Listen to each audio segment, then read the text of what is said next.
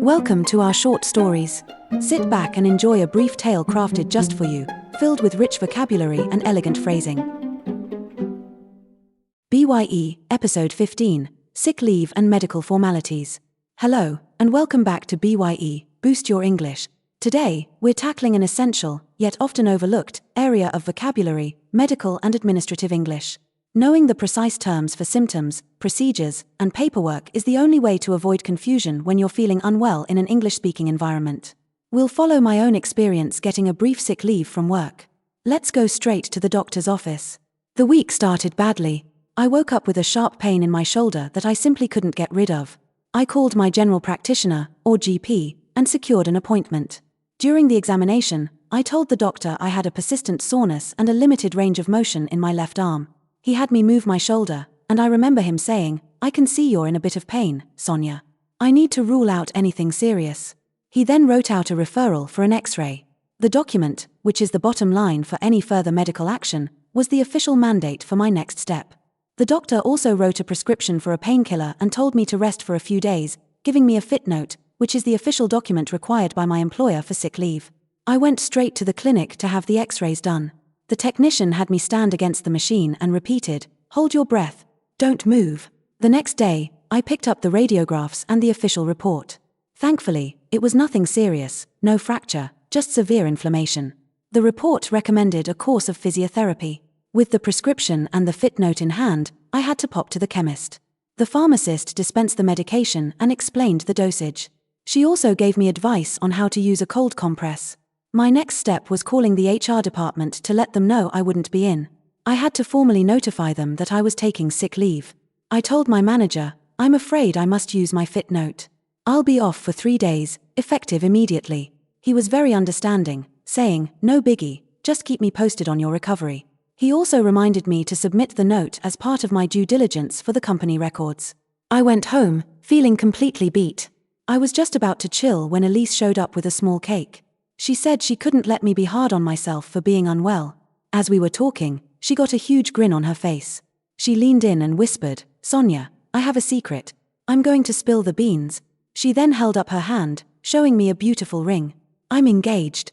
I'm getting married." I was completely caught off guard. It was a fantastic surprise, and I realized immediately that this news was an excellent topic for our next episode. Key vocabulary and expressions explained. General practitioner, GP, a doctor who provides primary healthcare and treats acute and chronic illnesses in a local community. For example, if you feel unwell, you should book an appointment with your local GP. Referral, an official letter or instruction from a doctor directing a patient to a specialist or a hospital for specific tests or treatment. For example, the doctor gave me a referral to see a cardiologist next week. Prescription, an official piece of paper on which a doctor writes the name of the medicine you need, allowing you to buy it from a chemist.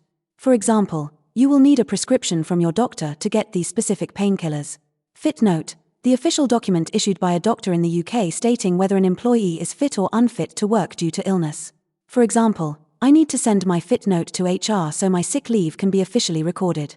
Chemist, a shop where medicinal drugs are dispensed and sold, also known as a pharmacy in American English.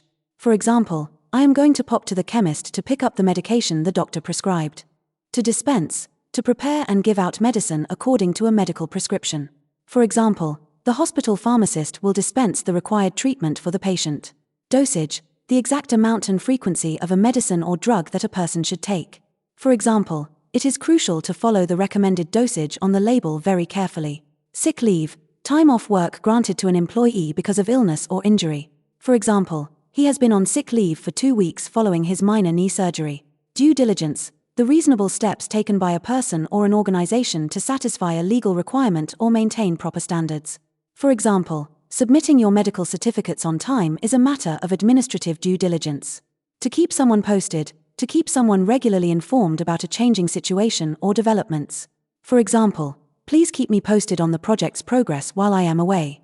To spill the beans, an idiom meaning to reveal a secret or disclose confidential information prematurely. For example, we wanted to surprise her, but John accidentally spilled the beans about the party.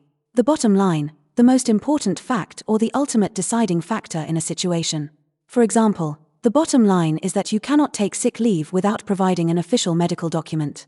Caught off guard, surprised or taken unawares by an unexpected event, statement, or question. For example, the sudden announcement of the corporate merger caught the entire team off guard. That concludes our lesson on handling medical and administrative situations. We've mastered key terms like GP, referral, prescription, and sick leave. And we've got fantastic news. Remember, whether you're dealing with a doctor or a manager, using precise language is key to being understood. The comments are now open on YouTube, so please feel free to share your reactions, ideas, and requests in the spirit of mutual respect. Thank you for tuning into BYE, and I look forward to guiding your English boost in the next episode. Keep boosting your English. Bye for now. Boost your